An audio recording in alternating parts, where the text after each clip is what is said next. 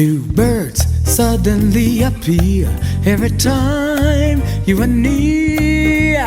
Just like me, they long to be close to you. Hey everybody, this is Dr. Willie Jolley and my beautiful compatriot, my wife, my bride, the lady with the hair you don't know what color is going to be on any given day, D. Taylor-Jolley. Hello everybody, D. Good evening. We're the authors of the book, Make Love, Make Money, Make It Last, 10 Secrets to Shape a Great Marriage. And she says she loves your hair, D. It's beautiful. Thank you. Outrageous. Maybe I think it should be purple. I think it should be green for St. Patrick's Day. That's what I think. It's coming up soon. St. Patrick's Day is coming up soon. We're preparing. Anyway, all right, let's put that away. All right, now let's get back to the focus. For those who are joining us, hello, everybody joining us. So thank you.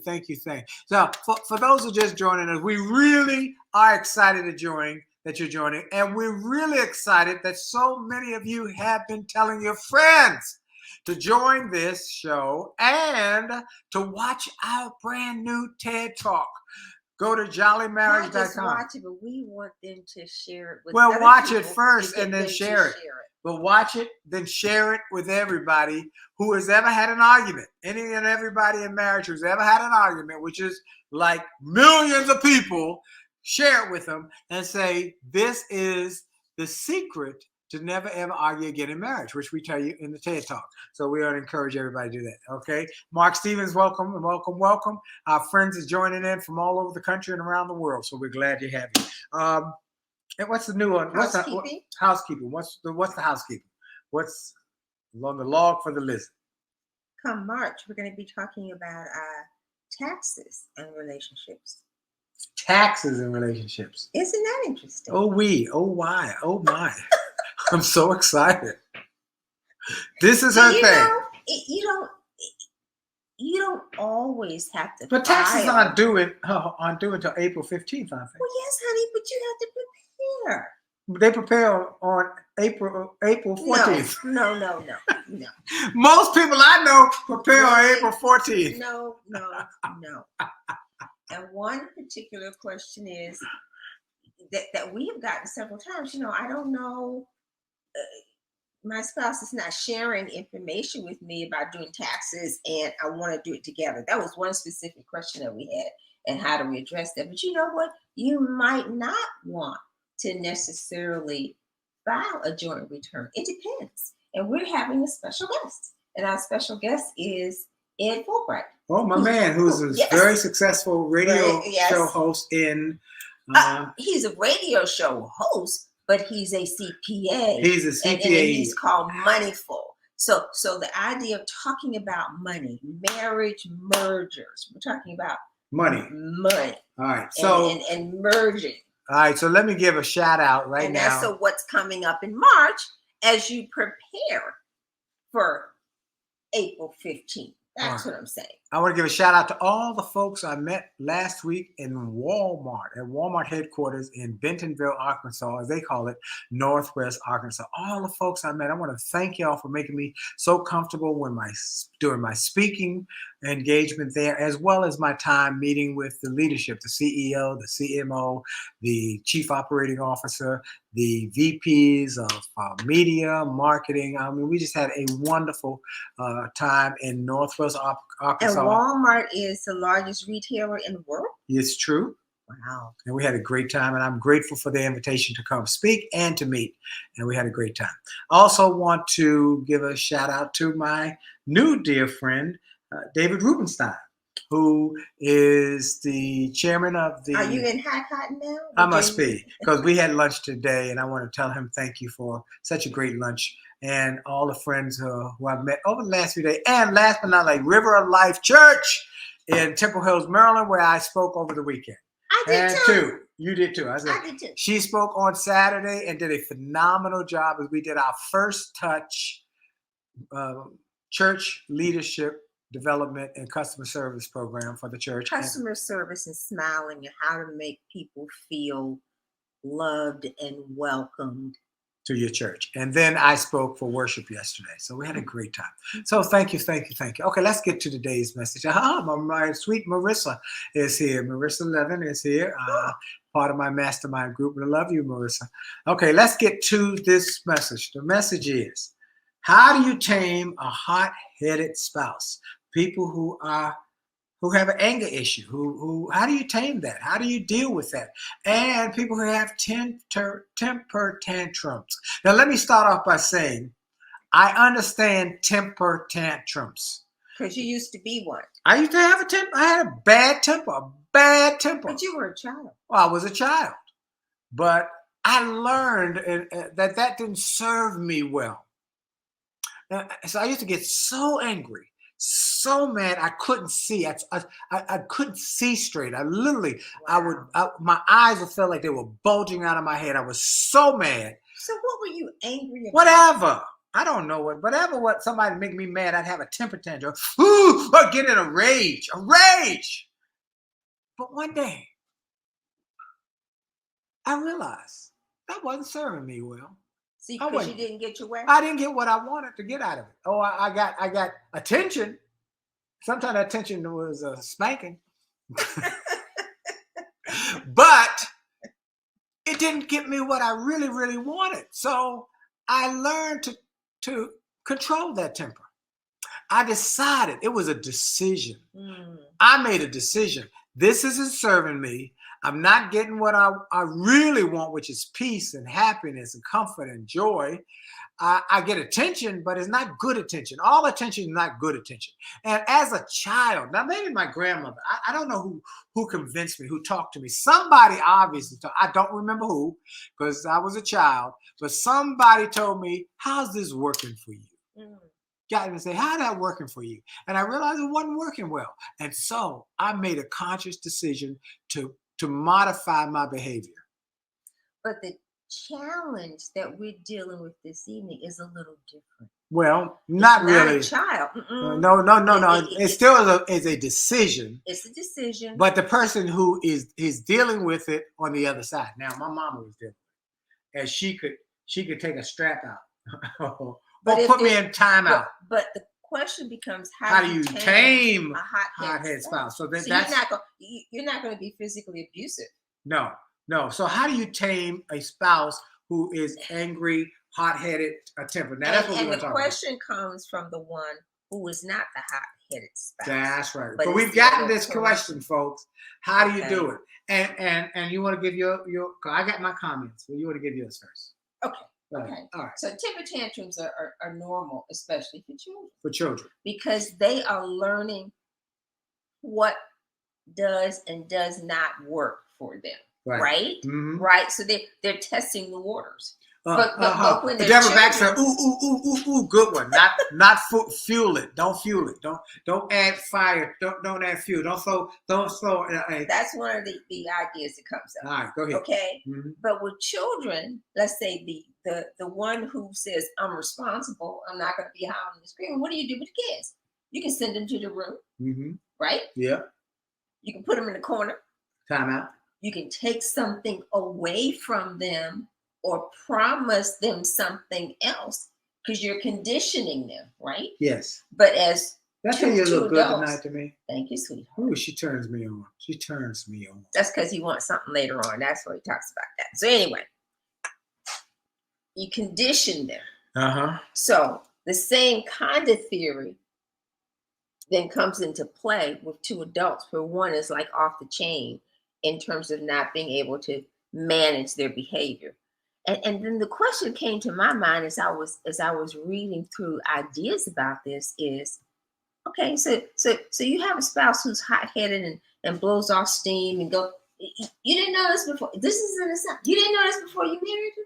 Maybe they didn't exhibit it before they married. That's changed. I remember a pastor, not our current pastor, who said, you wait until the tail falls. Ooh, yeah. You know, they put on a little. There's a challenge. That doesn't apply here because it's too late. Yeah. When you're dating, wolves in sheep's clothes and wait till that tail falls out. So that's why developing the relationship and taking your time to identify who they are becomes so important. Right. Because when a difficult situation comes up and you're not always going to agree, see if the tail falls out.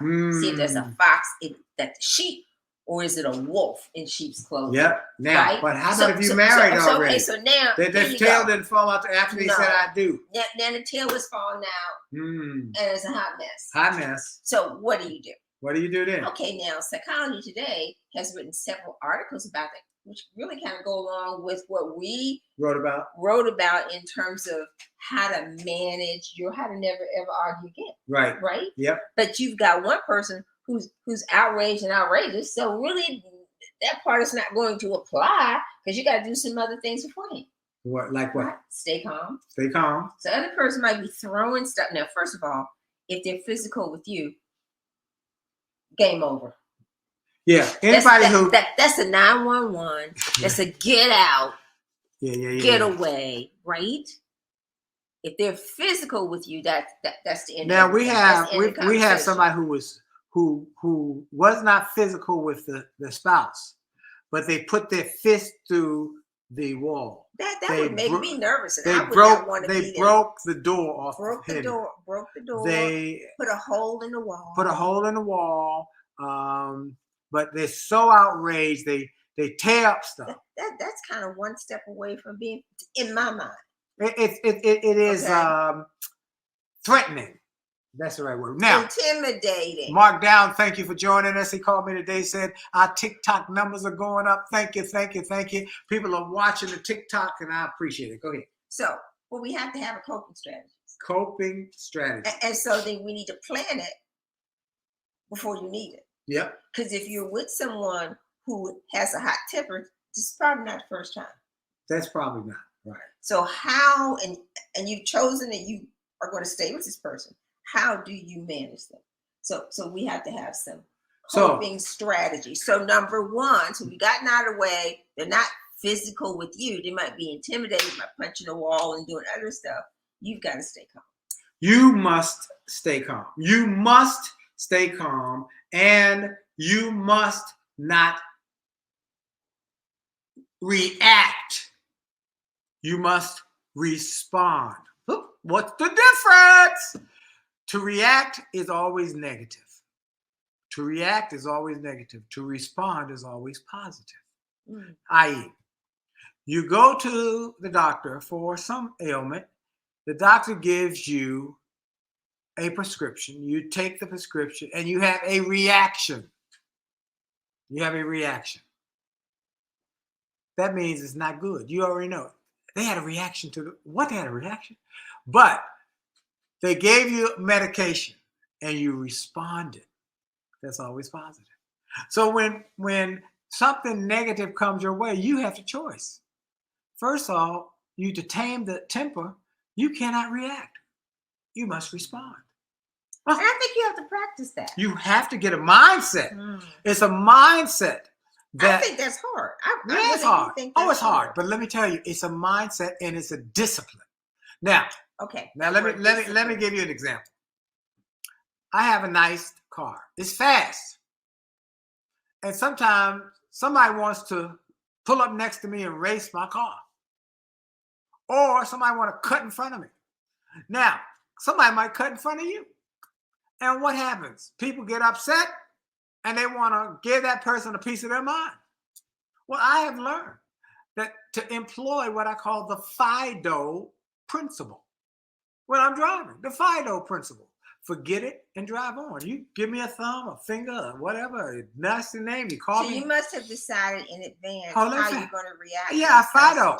Forget it and drive on. I'm not messing up my nice car to come over there and fool with you. No, I'm going to let you go ahead. Now, in relationships, when people have temper tantrums, you cannot.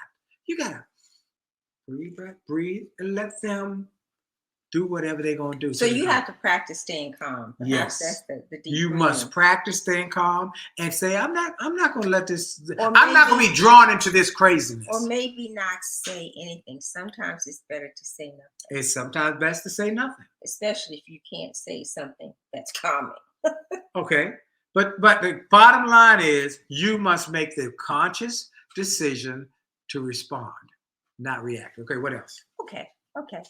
And then show that you understand. Well, how do you understand if I understand. Say, I understand that you're upset. Okay. But how about, you can't understand what I'm going through? You don't understand that? Explain. So you have to talk it through. That's what you're saying. In a very calm so your persona is calm. So you don't if elevate. They hit stuff. It's like these police issues. Then Where you have to learn to speak. But what's the word? They don't. A calming fashion. They don't. To de-escalate. Yes, de-escalate. Yes. Mm-hmm. You must work on de-escalation, and I think that will happen. That helps in not only the police situation, but in marriages. De-escalate. I understand you're upset. Because the goal is to calm your loved one down. But there's one more thing: behavior modification, so that they don't do this over and over again, and that's where it comes in about setting some ground rules. Okay, what we call rules of engagement. Do you want to talk about that yet or not? We can. Oh, you did. That's next. Set boundaries. We call it rules of engagement that we come up with over time, right? Well, but in this particular case, they might not have even agreed on that. Well, that's what I'm saying. They got to set the rules of engagement and set the boundaries. And if people don't keep don't keep their word, then you bring them to remembrance of that. And I say, write it down. Do we agree on this? Let's see what Dr. Willie David Larkin, my dear friend, said. Don't own your spouse's problems. When they misbehave, ask them, where's that coming from? This is not a true representation of you and your normal, beautiful self.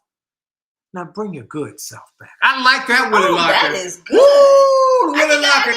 That's good. That's good. I have to memorize that. Woo, that's good, Willie Larkin. All right. But you have to really be thinking about all this stuff while they're acting crazy. Yeah. Yvonne Williams said, individuals have a past and may have seen some of that behavior in marriages of their parents, relatives, and their models have been poor models. And so that is why we want you to get good models, get good mentors, people you can learn from. We don't argue. The Jolleys don't argue. We don't have a no drama zone in our house. So the goal I love you, though. You look so cute. So the goal is that you have to change. That means the pattern interrupt. If they have been in a culture, in a household, in a family where people holler and scream, they punch stuff and all of that, that's what they know. Yeah. And that's what they bring to their current situation. Yeah. To their relationship. Yep. And then it becomes very difficult to change that. But the desire to change it and to say, you know what? We can have that pattern interrupt. Let's set some boundaries or guidelines or guardrails as to how we will act differently. And what Larkin said in terms of words are. I'm going to read that one more time. That's so good, Willie. I got to read it one more time. Don't own your spouse's problems. This is good counsel. Now, I think, Willie, y'all been married about 41 years, 42 years, something like that. When they misbehave, ask them, where is that coming from? This is not a true representation of your normal, beautiful, wonderful self. Now bring back your good self. Bring that good self back, because I love that good self, and you want to have that good self to be representing you, don't you? Woo! So you know what?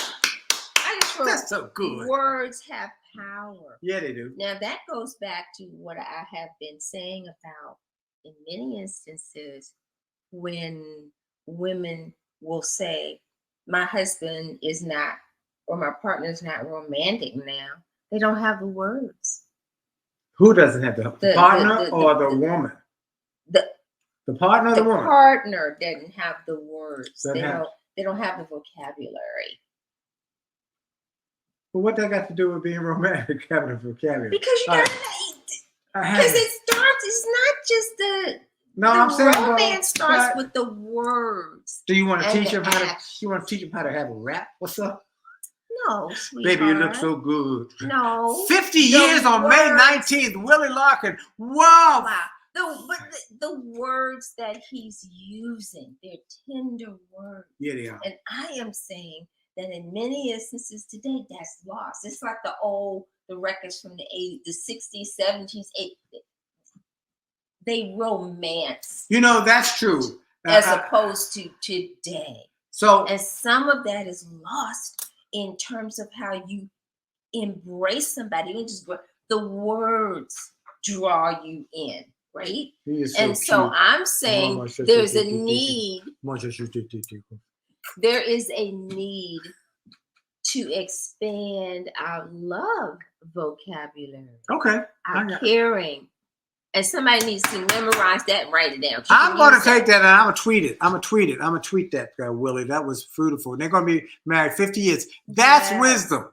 And folks, we've been dealing with couples this last week, couples who we've been coaching and saying, that's not what you're doing is not productive. It's not going to work. No, okay. It's not going to work. And harsh words, being mean to each other, harsh actions, throwing stuff at each other. This is not productive. And here's what happens. They do it and then they sorry.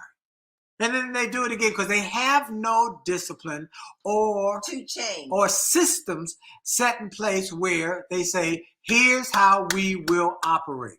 No, and then you don't keep your word. Now, let's go back to us. Let's use us. Okay. We had a big blowout 36 years ago at a Chinese restaurant.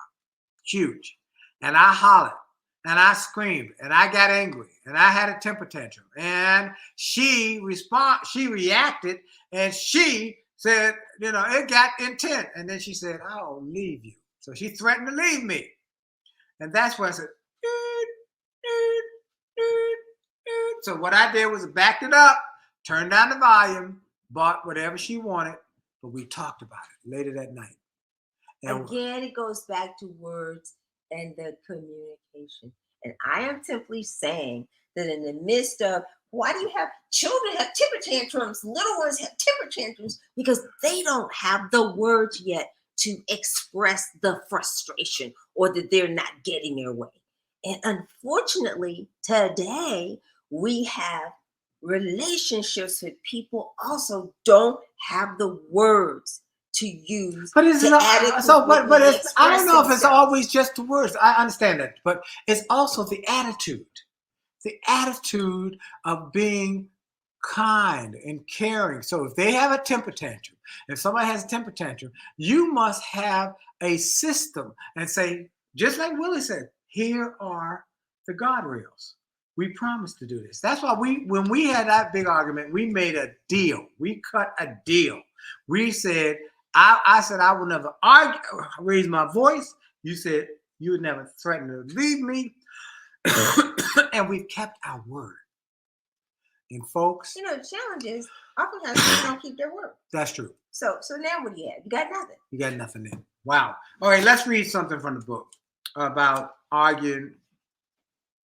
And this is in the chapter, Agree About Disagreeing. And then while you're looking it up, also people sometimes need space. Yes. And sometimes people say, I need a timeout. Mm-hmm. Time out. And you have to I need to get myself together. Yes. Give them, because some people say no, and they're gonna follow behind them. No, time out. Give me a moment. Give me a moment. Calm down. And it might be more than a moment. Yeah, whatever. And then, but you must not bury it because you got to come back and fix this and deal with it. Right? Okay, that's important because if you say I need a timeout. All right, and so 10 minutes, 15 minutes, 30 minutes, hour. Mm-hmm. But you come back later. And you say, you know what? I need time to myself just to think through so I can be pleasant. Right. I think this is very important, folks, that you are willing to say, time out.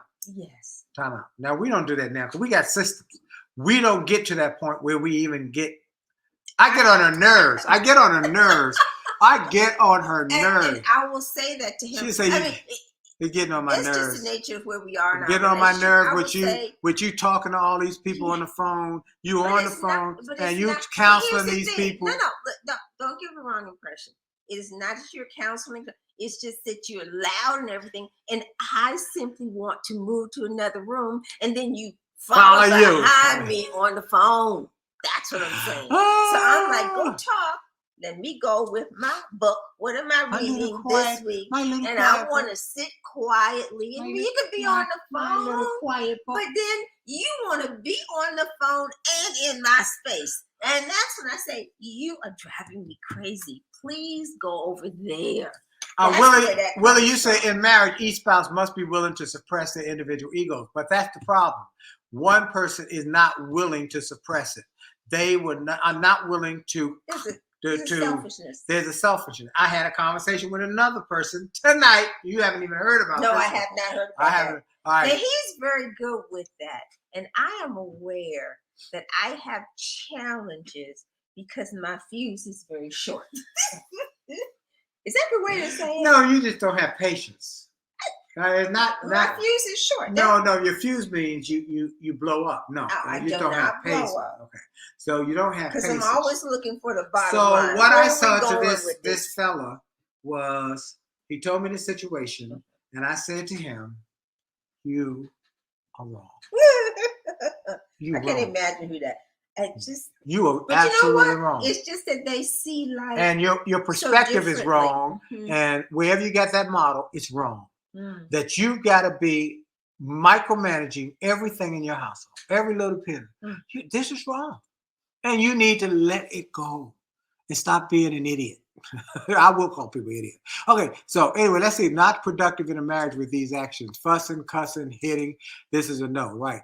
Look at the word of God. Marriage is honorable. God's word said the wife is the weaker vessel, so his wife must pray constantly for her husbands. Husbands have to pray for their wives and pray together. Talk about everything. Don't get married just for sex. Oh, help me somebody. We got a lot of folks who we've told to do that. That doesn't last. That don't last. But look, here's what I want to read from the book. Let's get back. In chapter number, agree about disagreeing. Number 5, agree about disagreeing. Leave the drama with your mama. No, that's 5. Agree about disagreeing, chapter 6.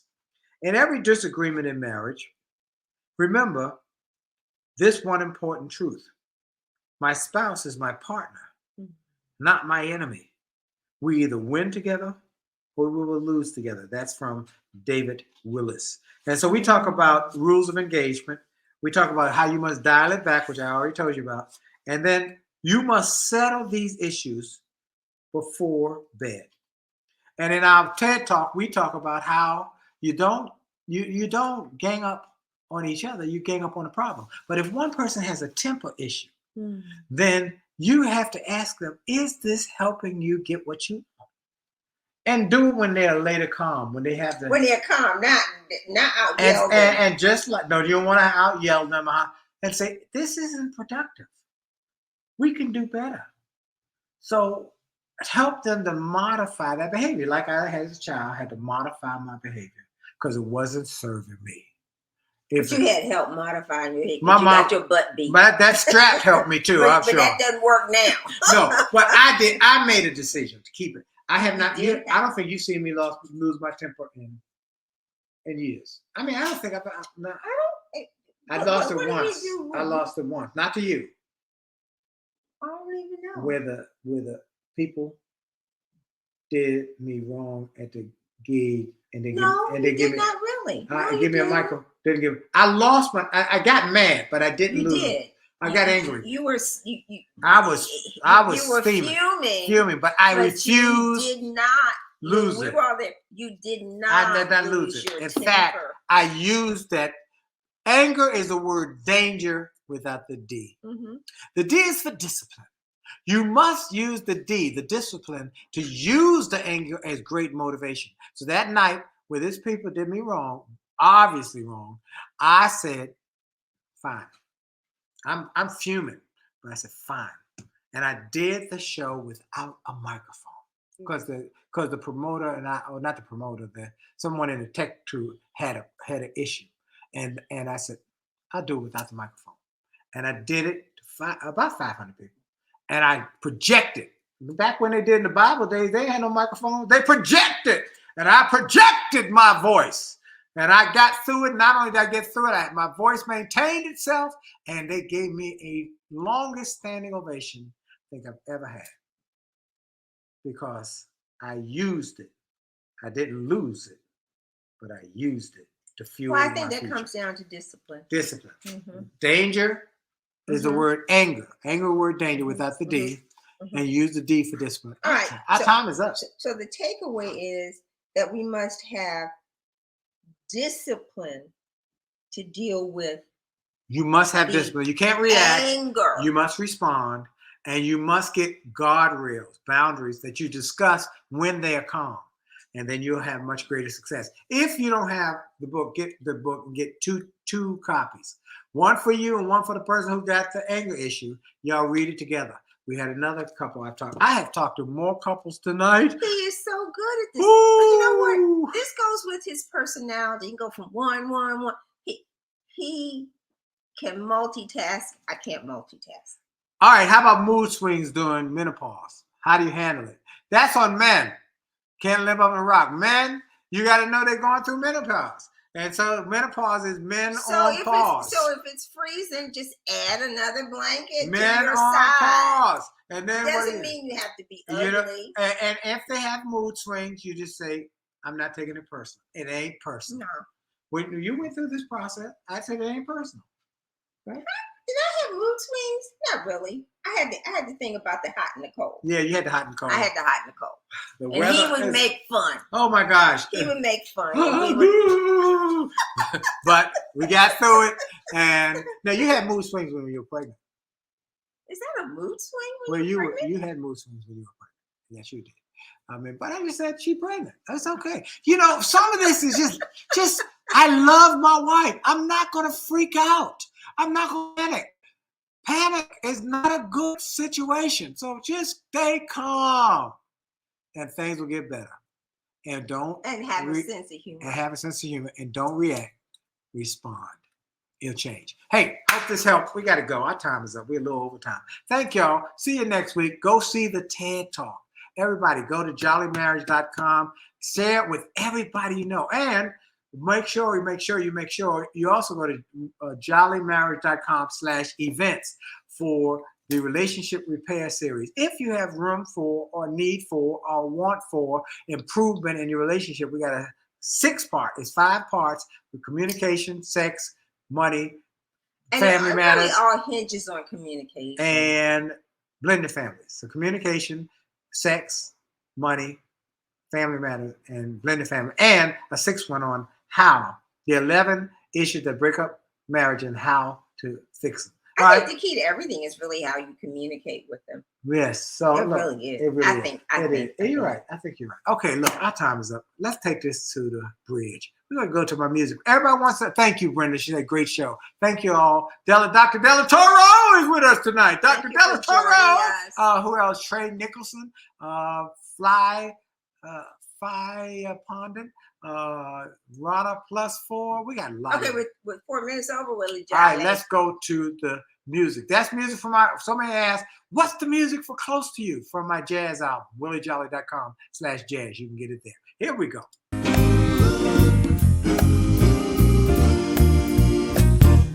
Why do birds suddenly appear every time you are near? Just like me, they long to be close to you.